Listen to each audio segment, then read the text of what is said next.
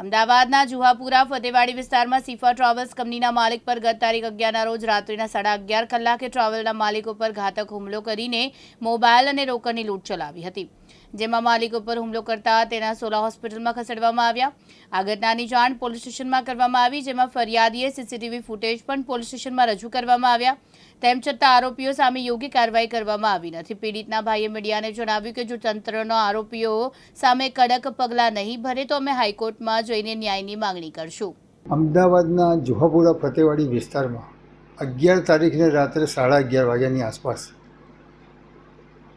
એક ગેરેજના માલિક જે ટ્રાવેલ્સનો ધંધો કરે છે તેઓ પોતાનો ધંધો પતાવીને અને થોડી કેશ લઈને આવ્યા હતા અને રાત્રે 11:30ની આસપાસનો સમય હતો ત્યારે બે ઈસમો, જેમાં એક મહિલા હતી અને એક પુરુષ હતા, આ લોકો અચાનક આમની ઉપર હુમલો કરે છે। હુમલાનું કારણ શું હતું? તેમણે એવું બહાનું બતાવ્યું કે ભાઈ તમે દારૂ પીને હમણાં એ ઝઘડો કરવા આવ્યા છો, આ નથી, એવું બધું આડી અવળી વાતો કરી આ શખ્સ ઉપર હુમલો કર્યો એમણે, અને એટલો બધો માર મારવામાં આવે છે જે તમે સીસીટીવી ફૂટેજમાં પણ જોઈ શકો છો। એમના ભાઈ અત્યારે આપણી સાથે જોડાઈ ગયા છે, પોલીસ કેસ પણ કર્યો, પણ પોલીસમાં એમને અત્યારે ધક્કા જ મળે છે, બીજું કશું જાણવા નથી મળતું એમને। ભાઈની સાથે આપણે વાત કરીશું અને જાણીશું કે ખરેખર ઘટનાના દિવસે શું બન્યું અને અત્યાર સુધીમાં પોલીસે આ તપાસમાં શું કર્યું। શું નામ તમારું? તોફિક મોહમ્મદ યુનુસ ચારોલિયા। તોફિકભાઈ, મોહમ્મદ યુનુસ 11 તારીખે રાત્રે શું બન્યું અને જેને વાગ્યું છે એ તમારે શું થાય? મારા ભાઈ છે, તેમનું નામ તનવીરભાઈ ચારોલિયા છે। એકચ્યુઅલમાં મોટા ભાઈ એક મોટી ગાડી લઈને આવી રહ્યા હતા, તો અહીંયા અમારે આવવા માટે બે રસ્તા છે।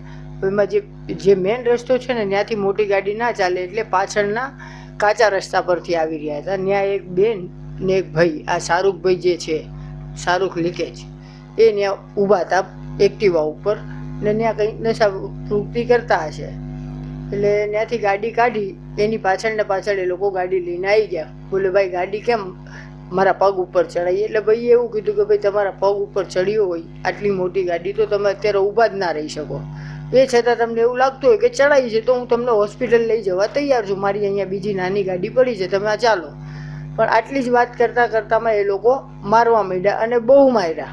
પહેલાં લેડીઝોએ માર્યા, 4 લેડીઝો આવી હતી, એની 2 બહેનો, એક એની વહુ છે ને એક એની મમ્મી ને એનો ભાઈ। મારી જગ્યા પર આટલા વ્યક્તિ આવ્યા।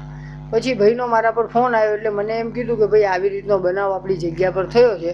તો મેં ભાઈને કીધું કે અત્યારે તું ત્યાંથી નીકળી જા, કારણ કે ત્યાં બધા મોસ્ટલી નશેડી હશે, અત્યારે કોઈ જોડે વાત કરવાનો કોઈ મતલબ નથી। એટલે ભાઈએ મને કીધું સારું વાંધો નહીં। એટલે ભાઈ બીજા એક અમારો ડ્રાઈવર છે વિજયભાઈ, એને એમ કીધું કે વિજયભાઈ મને ઘરે ઉતારી દો। એટલે એ લોકો 4 વ્હીલમાં બેસી એ જેવા નીકળ્યા, એટલે જેવા અમારી ગેરેજ ઉપરથી ટર્ન કર્યો એટલે ત્યાં ઓછામાં ઓછા 10 થી 12 વ્યક્તિ એક્ટિવા પર આવી ગઈ એની જોડે, જે આ ભાઈ શાહરૂખ લીકેજ છે એની જોડે। બીજા લુખા તત્વોને નશેડીઓ આવી ને ભાઈને ત્યાં બહુ જ માર્યા, અતિશય માર્યા। એમના ખીચાના પૈસા, મોબાઈલ, પછી અમારે જે ડ્રાઈવર વિજયભાઈ હતા એનો મોબાઈલ, આ બધું તો લૂંટી જ લીધું ને માર્યા બહુ, અને ગાડીની અંદર નુકસાન કર્યું, જેના કાચ ફોડી નાખ્યા, દરવાજા તોડી નાખ્યા, ખાસું એવું નુકસાન બી કર્યું।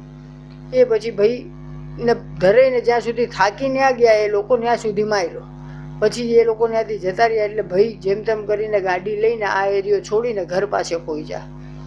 એ ગાળામાં હું મારી જગ્યા પર આવ્યો એટલે અહીંયા કોઈ હાજર નહોતું, કારણ કે એ લોકોને ખબર હતી કે આપણે કામ ખોટું કર્યું છે, એટલે બધા ભાગી ગયા હતા। મેં 100 નંબર ડાયલ કરીને 100 નંબર બોલાવી લીધી। 100 નંબરવાળાએ મને એમ કીધું તમારા ભાઈને વાગ્યું છે તો તમે ડાયરેક્ટ સિવિલ જતા રહો ને સિવિલમાં એમની ટ્રીટમેન્ટ કરાવીને ત્યાં જ કેસ કરાવી દો। એટલે ભાઈ સિવિલ જતા રહ્યા ને હું અહીંયા ઊભો હતો, અહીંથી ભાઈને ગાઈડ કરતો હતો કે તમે આ પ્રમાણે કરો, હું સરખેજ પોલીસ સ્ટેશન આવું છું। એ જ ગાળામાં આ લોકોની મમ્મીને એ બધા એટલા હોશિયાર હશે, કાં તો એ લોકોને એ ખબર જ હશે કે આની પ્રોસેસો કેમ થાય, એ લોકોએ બી 100 નંબર બોલાવી લીધી। 100 નંબર આવી એટલે હું એમની જ 100 નંબરમાં એમની જોડે પોલીસ સ્ટેશન પહોંચ્યો। પોલીસ સ્ટેશને ગયા એટલે મને પોલીસે એમ કહ્યું તમે શાંતિથી બહાર બેસો, અમે આમની ફરિયાદ લઈ લઈએ, કારણ કે 100 નંબર આમે બોલાવી છે।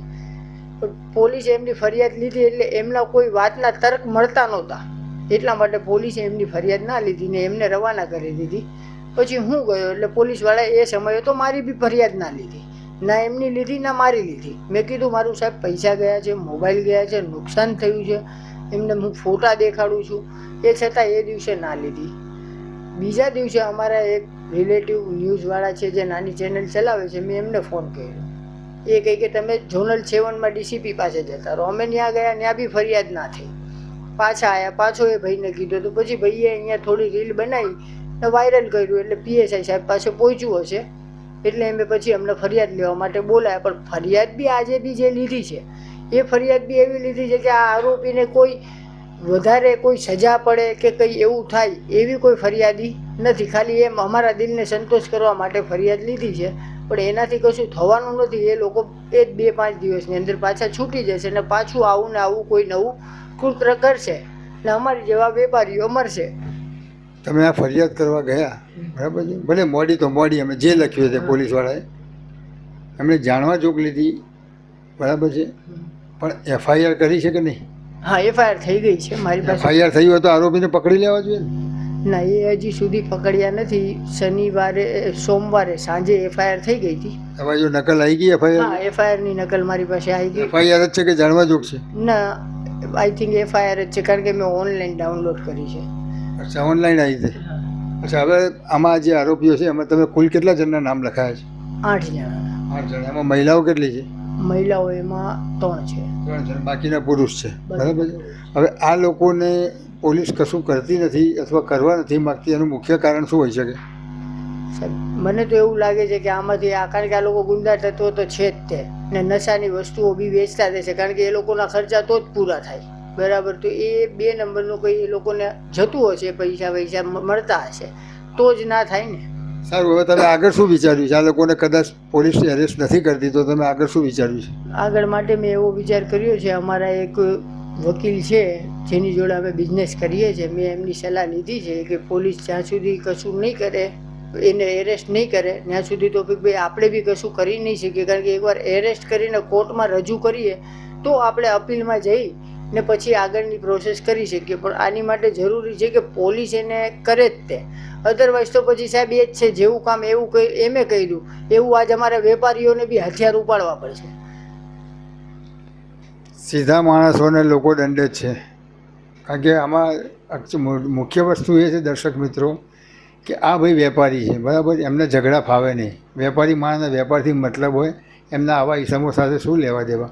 પોલીસ પણ જાણતી જ હશે, કદાચ પોલીસ આ લોકોનું નામ લેવા નહીં માગતી હોય, કારણ ગમે તે હોય, જે હોય તે. આ ભાઈનું કહેવું એવું છે કે લોકો નશાયુક્ત વસ્તુઓ વેચે છે, એટલે શી ખબર હવે શું છે આમાં, એ તો પોલીસ તપાસ કરે અને એમને જો એરેસ્ટ કરે તો જ કંઈક આમાં બધું નક્કર સત્ય બહાર આવી શકે એમ છે. બાકી આ ભાઈ એવું કહે છે કે જો પોલીસ એફઆઈઆર નહીં કરે ને એમની ધરપકડ નહીં કરે તો અમારે કોર્ટ થ્રુ પણ એફઆઈઆર કરાવવાનું દબાણ લાવીશું. અમે કોર્ટને કહીશું, હાઈકોર્ટમાં જઈશું, પરંતુ અમારે અહીંયા ધંધો કરવાનો, એટલે અમારેથી આવું બધું અસામાજિક તત્વોનો ત્રાસ સહન થાય એવો નથી.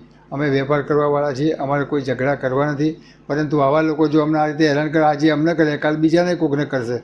એટલે આ જરૂરી છે કે પોલીસ એની સામે સખત કડકમાં કડક પગલાં ભરે અને એમને ધરપકડ કરે, તેવી આ લોકોની એક ઈચ્છા છે. અને જોઈએ હવે આગળ પોલીસ આ કેસમાં શું કરે છે, ઢીલું નાખે છે કે પછી કડક હાથે કામ લે છે. જોતા રહો દિવ્યાંગ ન્યૂઝ, ગિરીશ જોશી, અમદાવાદ.